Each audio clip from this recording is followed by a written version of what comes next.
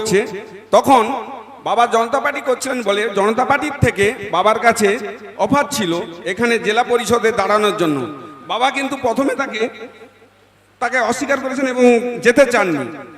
পরবর্তীকালে তার কোনো ছাত্র তাকে এমনভাবে বুঝিয়েছেন, তিনি এইভাবে মানে অ্যাকচুয়ালি রাজনৈতিকভাবে যে আখের গোছানোর যে মানসিকতা তার ছিল না বলে তিনি পরবর্তীকালে তাকে এমনভাবে বুঝিয়েছিলেন তিনি নির্দল হয়ে দাঁড়িয়ে গেছেন।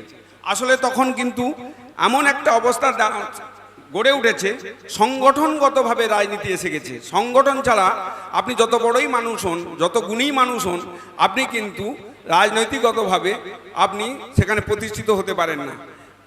তাকে আমরা সেই অর্থে আমরা ভাবতাম খুবই বোকা। অ্যাকচুয়ালি তিনি এই মনোভাব পোষণ করতেন না বলে প্রথমে সাড়া দেননি, তারপর যাই হোক তিনি সেটা দাঁড়িয়েছিলেন এবং পরাজিতও হয়েছিলেন। পরাজিত হওয়াটাই স্বাভাবিক ছিল। তো তার জীবন এইভাবেই কেটেছে। পরবর্তীকালে তিনি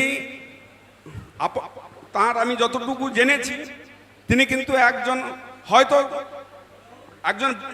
তিনি কিন্তু দক্ষিণপন্থী মানুষ ছিলেন না, তিনি একজন বামপন্থী মানুষ ছিলেন।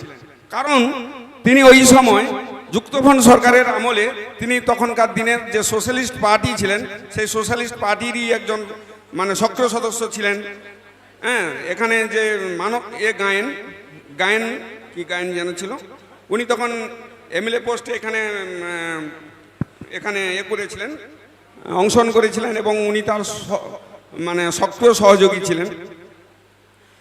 আমি তাকে দেখেছি, তার চিন্তাগতভাবে হয়তো বামপন্থা যে আদর্শগত যা দিকটা তিনি হয়তো ততখানি তার সেই জায়গাটা পরিষ্কার ছিল না।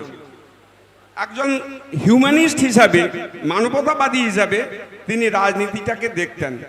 তাই তার রাজনীতিটা উপর দেখা। আমাদের সমাজে প্রত্যেকটা ক্ষেত্রে অর্থনৈতিকগতভাবে আমরা যে সমাজটাকে যেভাবে নিয়ন্ত্রিত হচ্ছে সেখানে একটা ক্লাস স্ট্রাগল আছে। সেখানে সেই ক্লাস স্ট্রাগলটাকে তিনারা ধরতে পারেননি। তিনি জীবনের শেষ অর্ধে কিন্তু তার কাছে দুটো পত্রিকা আসতো।